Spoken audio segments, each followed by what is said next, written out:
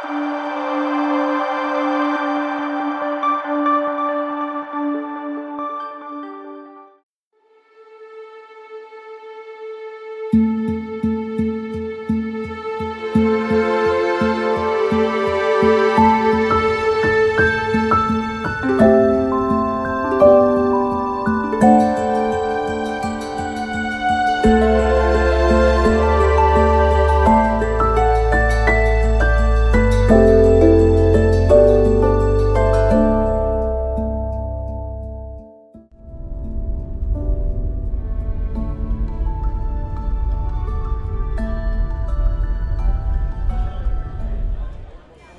is it's actually an abbreviation for Social Hub for Innovation, Entrepreneurship, Leadership, Design Thinking.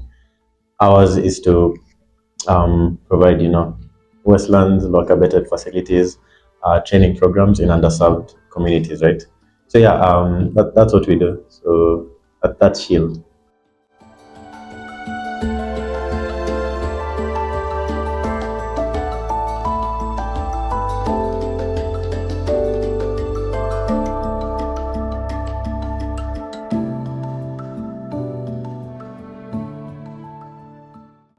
Hi, yeah. So Eric Muredi is my name, CTO and co-founder here at S.H.I.E.L.D. I direct programs, typically social development, design thinking, and social entrepreneurship. Um, yeah, football is my background, first love, but that didn't really work out. So yeah, for myself, here doing social entrepreneurship. So yeah, that's a little bit about myself.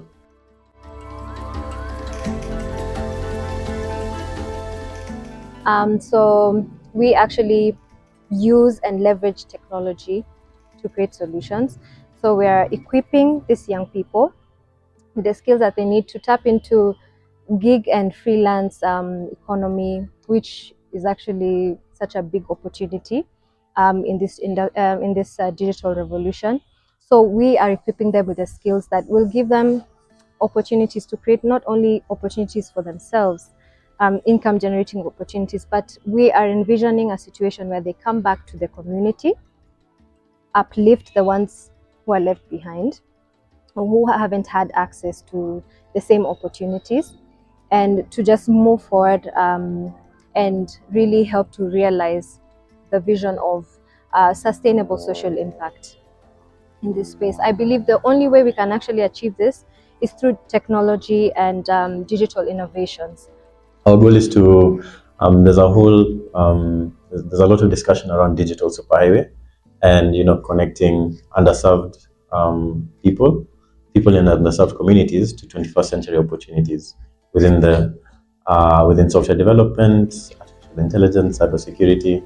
So how can we leverage those skills to facilitate entrepreneurship and feeding our market with talented individuals who can go ahead and fit into to jobs anywhere really in the world, right? So yeah, that's the vision, to set up innovation hubs across the country.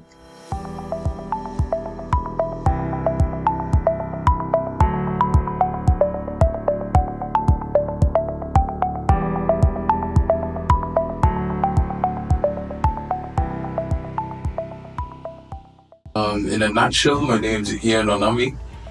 I don't really have a clear definition of my role yet. Essentially, we could call it special projects, special ops. And as those things unravel, then my role could be more clearly defined.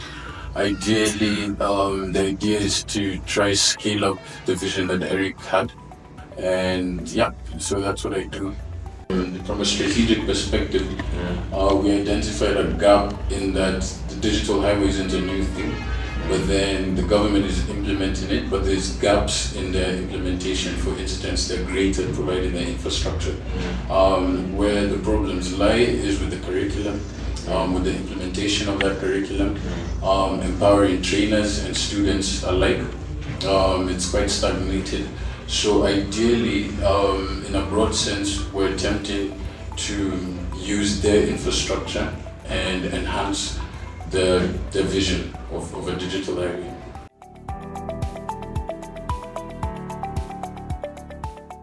if let's say a 7-year-old or 8-year-old comes to you and then they're like, what is that? How will you explain it to that kid? So I make it easy for them to explain it to me the way they will explain to a small kid.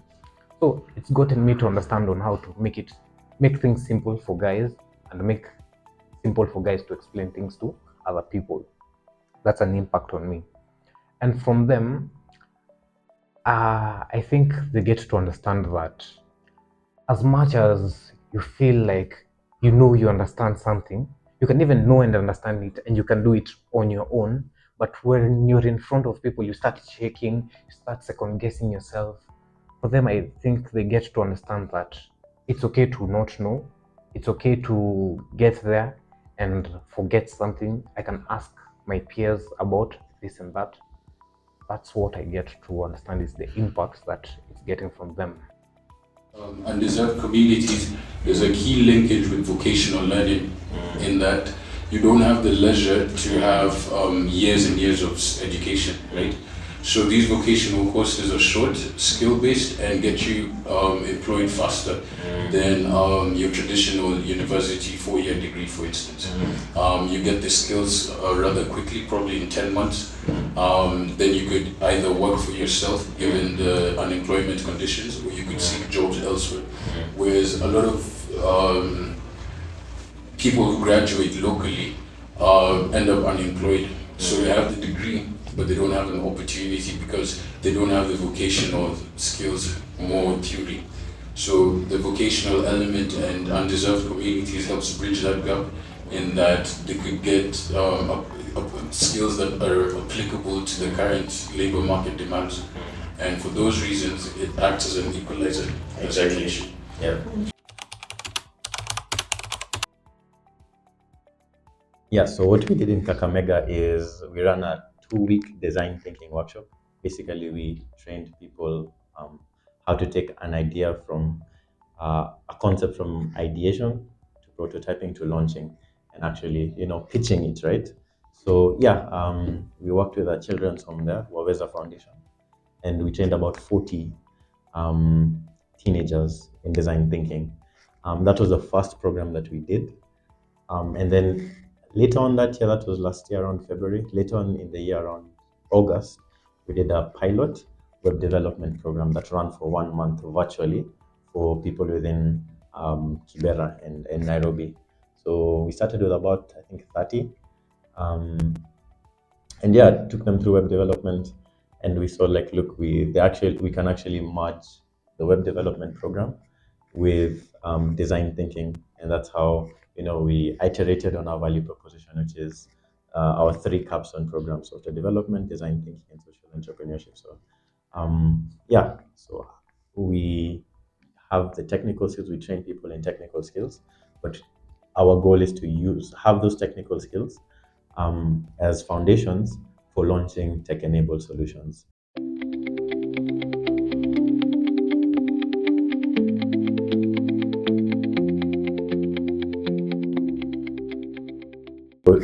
At the moment, we are training between 16 to 25 is the age group we're training. These are people who are just finishing high school, maybe just finished high school, or just out of, maybe a certificate program or a short course, right? So yeah, these are the age groups of people we are working with. Yeah. Yeah, I think at the moment it's still very early stages. We have a lot of video testimonials on our YouTube, as well as on our Instagram. We've done interviews with our beneficiaries. There is growth in their skill levels as developers. There is growth in their overall self-confidence, and it reflects even in how they present and pitch some of the solutions that they come up with. I think those are I think that's sort of intangible, but one of the tangible results is we've seen through our networks. Some of our beneficiaries actually work on front ends for web apps, back ends for web apps, and that's actually created a value for them, where what they're learning within the S.H.I.E.L.D program, they're actually able to implement in real world situations. So yeah, we do have about 2 people who are actually working on commercial projects, and yeah, we expect to grow this number come end of the program. Is the humane nature that the vision is instilling in people and key stakeholders within the ecosystem. With the special projects aspect, people that we've already engaged with are gladly giving us an ear. Yep. They want to assist, they want to be part of the process because they understand that we're filling a gap in the unemployment situation, which is a big problem. You saw, I think recently, the idea of getting remote work for Kenyans, and technology is a direct gateway to be able to work anywhere in the world from home. And I think even with the students, how they embrace it, they want to come. And then you start to realize how many people really do want to learn about technology but don't have the opportunity, or it's not offered, where it's not catered to the level that would compete on a global scale for these remote jobs. So equipping them with that is innately an impact because they see what they could achieve after. Okay. Yep. And that's just a pilot. Yeah. I